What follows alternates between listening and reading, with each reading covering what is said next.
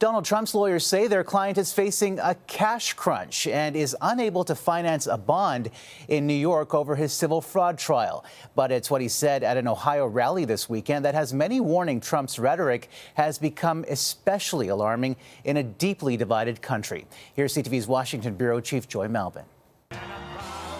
Donald Trump begins his rallies with this. Please rise for the horribly and unfairly treated January 6th hostages. Praising and promising pardons to the hundreds of Trump supporters convicted of crimes in the deadly Capitol attack. His former vice president, whose life was endangered that day, is having none of it. After a lot of prayer and reflection, I've come to the conclusion that I won't be endorsing Donald Trump this year. But it's this remark riffing about foreign car imports that set off a firestorm. We're going to put a 100% tariff on every single car that comes across the line. Now, if I don't get elected, it's going to be a bloodbath for the whole.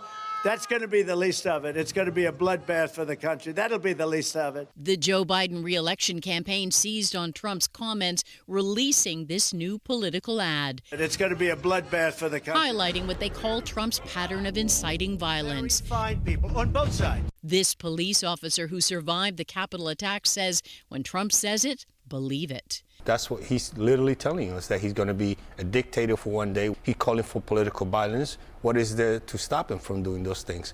Trump insists he was just talking about cars, turning his defense into a new fundraising appeal. He'll need it. The former president is facing a cash crunch. Trump can't secure a bond for nearly $500 million to appeal his New York fraud case. The court found Trump liable for inflating the value of his real estate assets to get better loans. If he can't get the bond, he can't appeal, and his assets, his properties, could be seized. Trump faces lots of legal challenges, but now that he's the Republican presidential candidate, people are paying closer attention. And this is just a preview of his campaign. Omar? All right, Joy, thanks.